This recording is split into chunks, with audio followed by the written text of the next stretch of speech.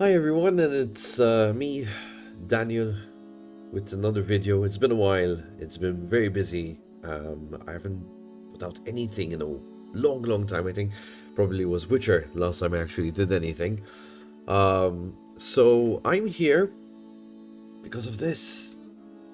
So I've had this copy of Alice is Missing for a very long time. I've been meaning to get to it for a very long time too. I just never came around to actually kicking the bucket for it, so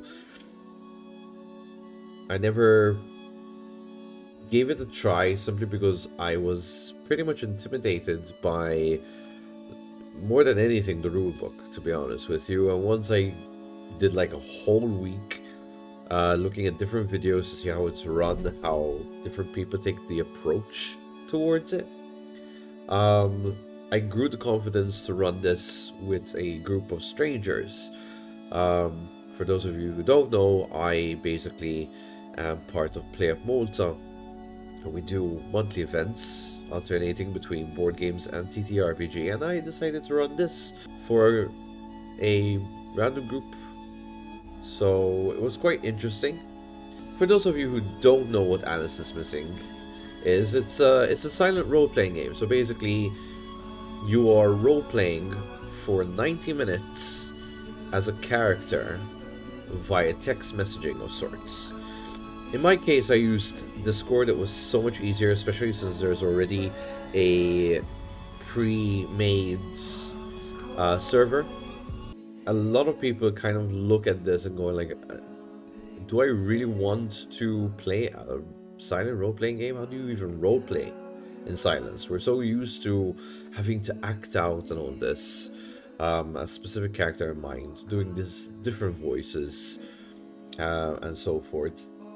The opportunity for this is, how creative are you to take on a role and really translate it into text. So it's more about the emotion, the feels, and how you would pretty much handle a situation in the character according to how your character is built. Now, I'm talking a lot and perhaps I'm saying a lot and it's not really hooking in, so I'm just going to dive straight into this. We're going to go into these cards. So what you're looking at here is essentially the different cards that make up the game, right?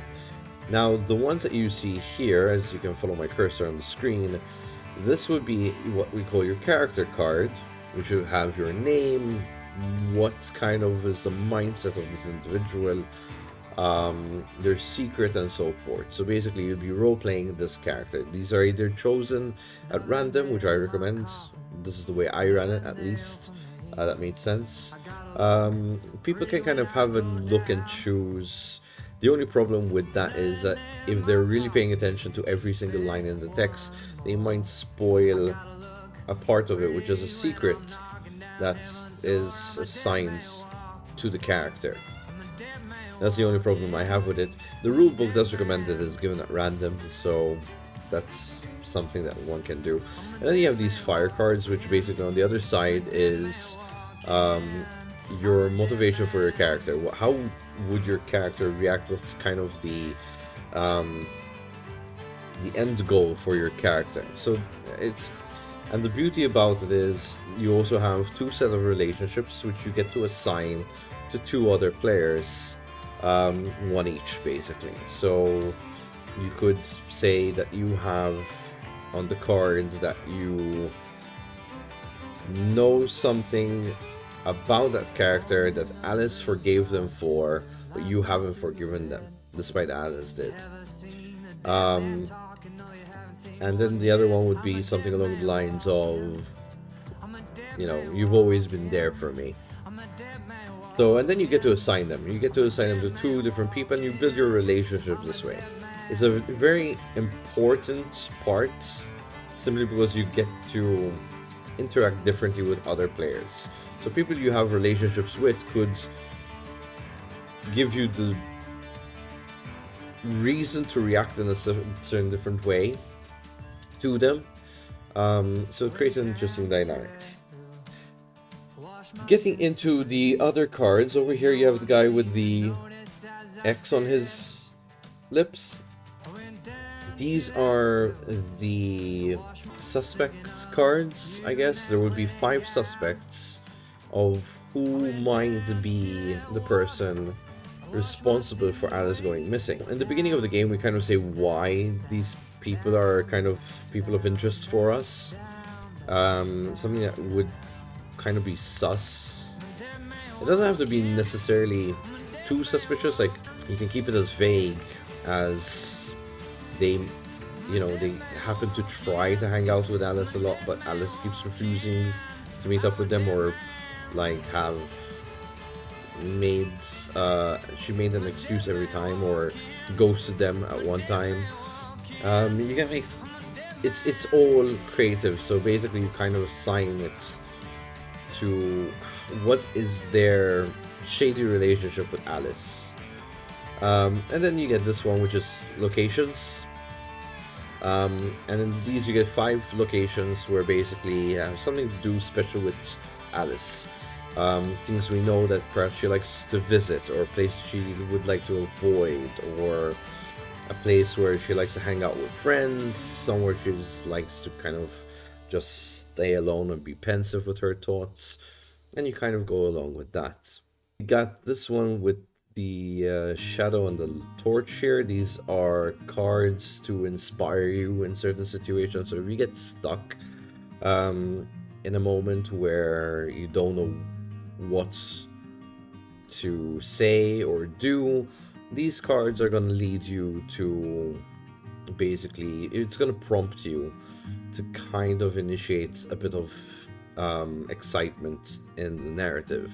I would personally avoid using this as a tool too often in the game. I did end up using it once in my game, and it actually fit quite well with the narrative that we were running. Just simple coincidence, to be honest, and just created a sense of urgency. However, they tend to also create plot holes. So if it doesn't really match the situation, if you don't know how to spin it off the right way, it can create a bit of a plot hole. And then the last card that I'd like to talk about is this one with the 80, the number 80 on it, with a blue one.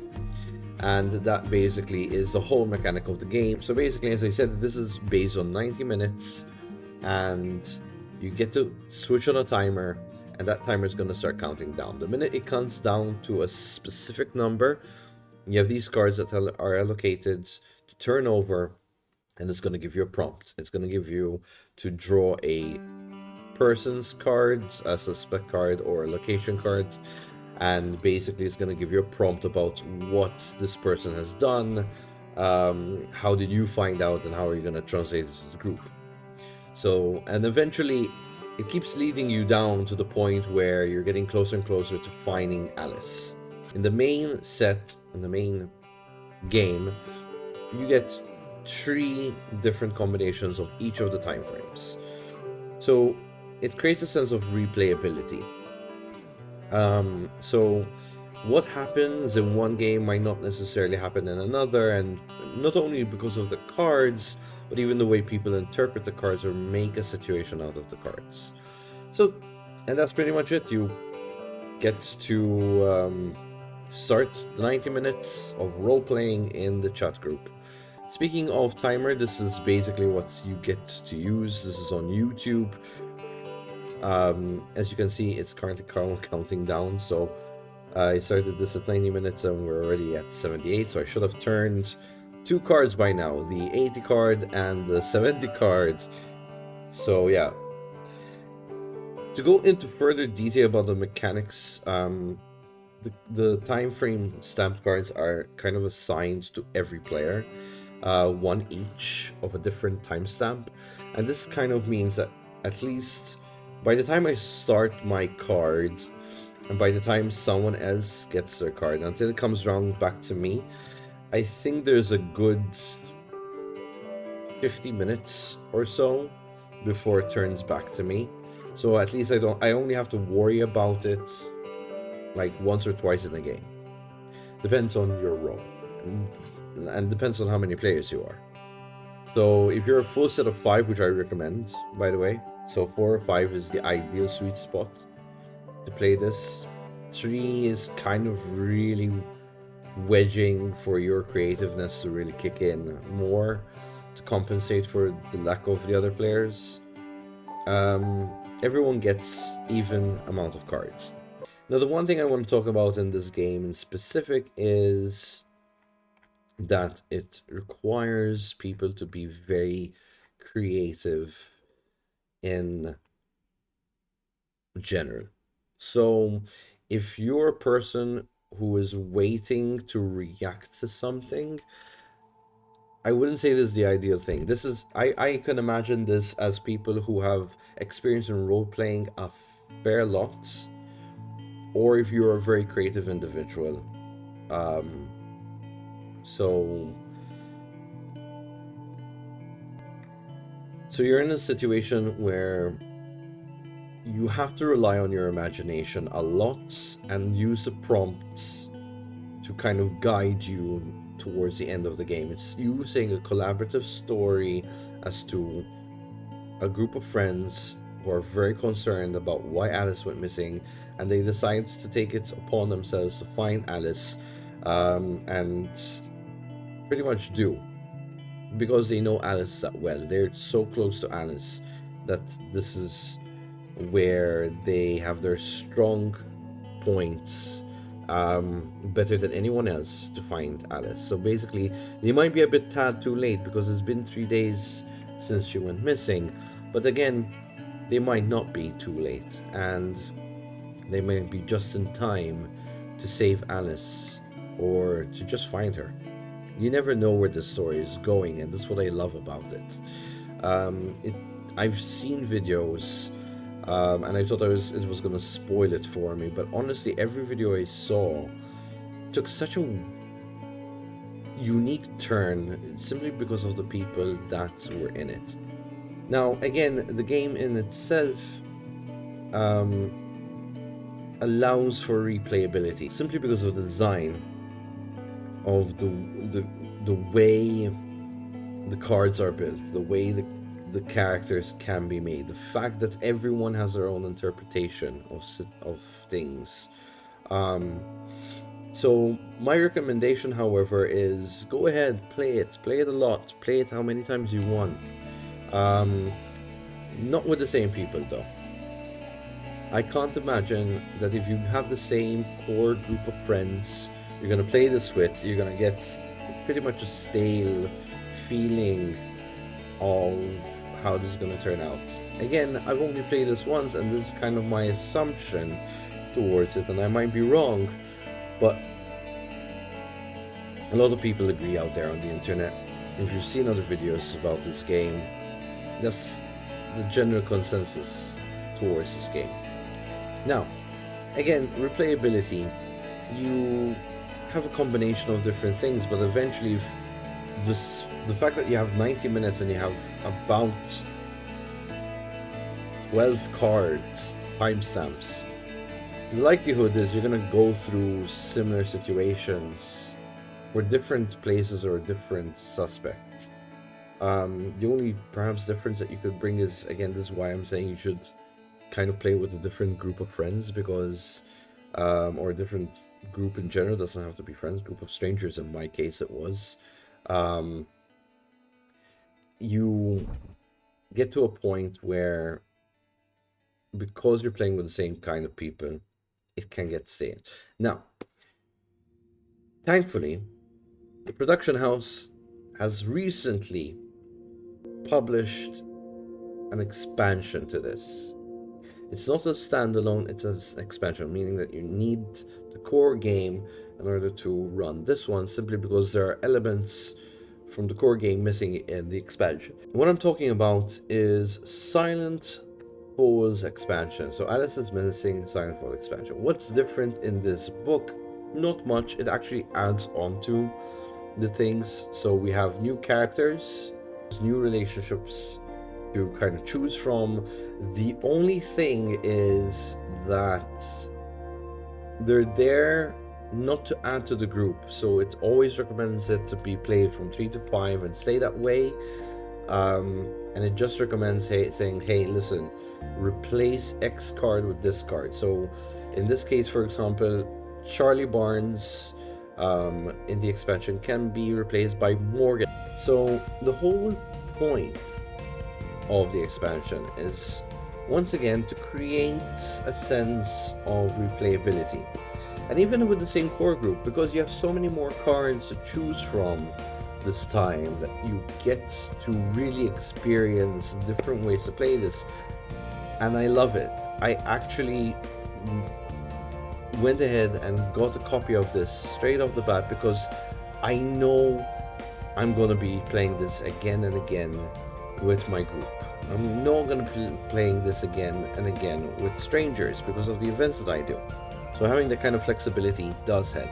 We also get a set of new suspect cards. So we have new ones in this. I think they added another 3 or so. They definitely added new locations as well. So once again, out of all the cards, you're going to be choosing 5 and making your own background. So it's not always the same 5 anymore. I wish they thought about this a bit sooner. So I love the fact that they added more locations, more suspects, but you get to only choose the 5.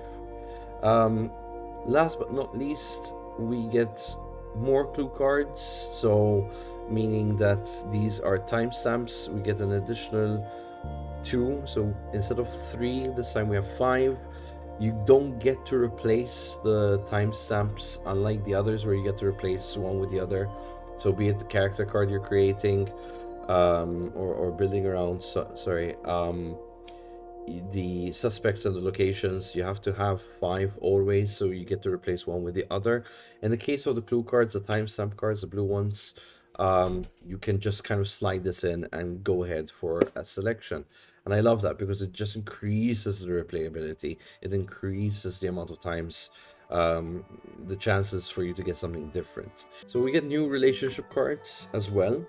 It has a different background, which I find weird. I think they should have stuck to the flame thing. However, what they did here is pretty much like summarize it. So basically, you get to pick the card and you have multiple choices to choose relationships from. So it's up to you to choose that, and you pass it on perhaps. This is a different way, rather than just full on taking a card and you're stuck with whatever relationships are done.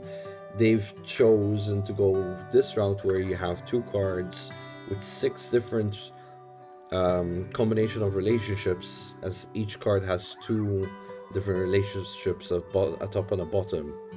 And it actually tells you you can kind of mix and match, so you can take the top of the top but the bottom of the middle, if you know what I mean. So you get to take this part and you can take this part. It actually, this is why in the rules it tells you, listen, don't take 2 bottoms. So you can't take this one. I don't know what Alice sees in you and I'm intimidated by you. It's 2 negative relationships, which they don't recommend. They try to keep a balance between positive and negative. For people who don't really pay attention to this, they might end up just choosing the whole block, which is fine. It makes things easier if you're going to use these cards, kind of choose one and pass it on, and they say, oh, you chose this and you chose this. Cool, so I'll have the rest of the options.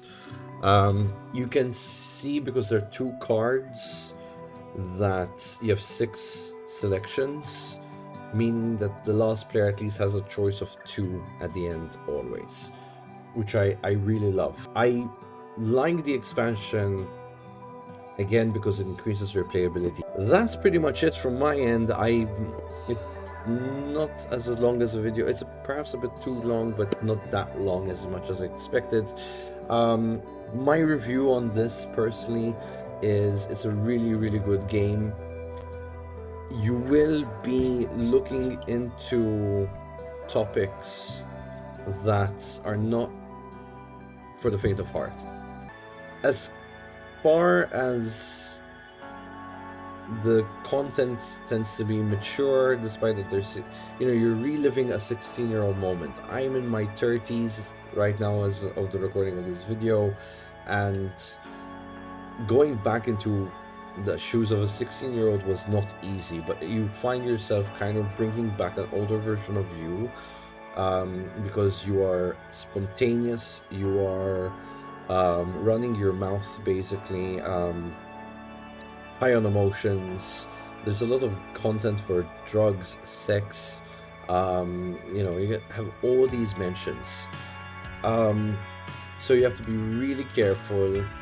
Again, going to a important part of Alice is Missing, which is you find two different people. They either really love it, or they really, I wouldn't say hate it, but they don't really appreciate this game, simply because they feel lost. They feel moments of being stuck.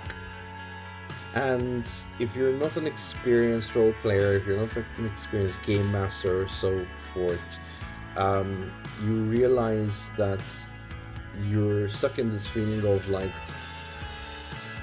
what is gonna happen next? What do I do in this scenario? I feel useless. And sometimes it's okay. The game actually tells you moments of silence are gonna happen, and it's okay to be so.